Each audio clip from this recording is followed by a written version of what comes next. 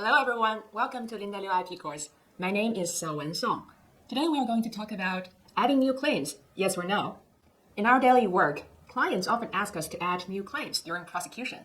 In China, especially if you are responding to the first office action, you can try to add new claims. But because the practice is different between China and the US, clients had better make an informed decision before doing so. In the US, by adding new claims, our clients often believe that they are forcing the examiner to make a search on the newly added claims. However, it's not the same thing in China. In China, when you are responding to the office actions, the examiner may or may not accept the newly added claims. It is because, according to the current regulations, if you are adding new claims during prosecution, your claim fee would not be additionally charged. All official claim fee would be calculated based on the number of claims upon filing in China.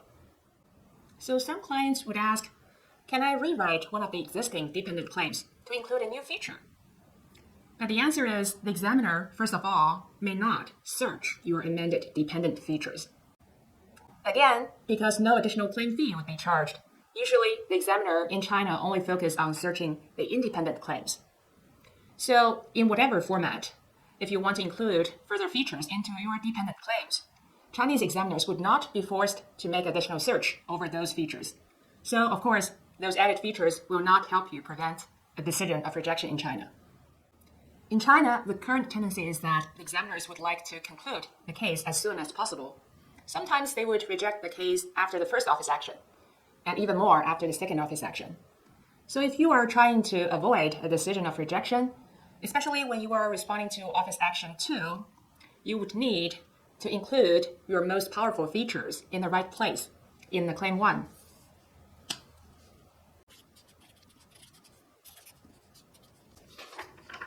You need to have your star feature into the independent claim to have the examiner actually search over that feature. So if you do have several features that you feel are quite powerful, you may consider to include those features not into dependent claims, but into independent claims.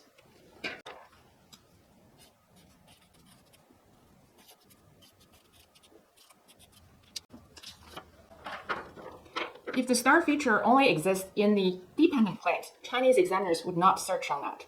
Instead, you can include other star features into a new independent claims, which is rewrite from an original dependent claim.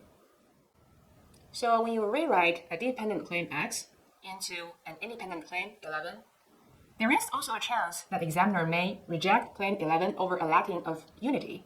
However, because claim 11 would be an independent claim, you do have an increased chance of having the examiner search over the star feature. By adding these type, like claim 11 type independent claim, please feel assured that no additional claim official fee would be incurred in China, just as we mentioned earlier. By doing so, there is another advantage in China, which is post-grant. So during invalidation proceedings in China, you are only allowed to amend the independent claims from features which are existing in your dependent claims. You are not allowed to incorporate any feature which only exists in the specification. So by having your star powerful features in your dependent claims or independent claims, you would have a potentially stronger patent right during the invalidation proceeding. The final takeaway today is if you do want to reduce the chance of receiving a decision of rejection in China, please be prepared to include your star powerful features into the independent claims in your Chinese application, rather than leaving them alone just in the dependent claim, because we have different practice in China. Thank you very much for listening. If you have any questions, please reach out to Linda Liu.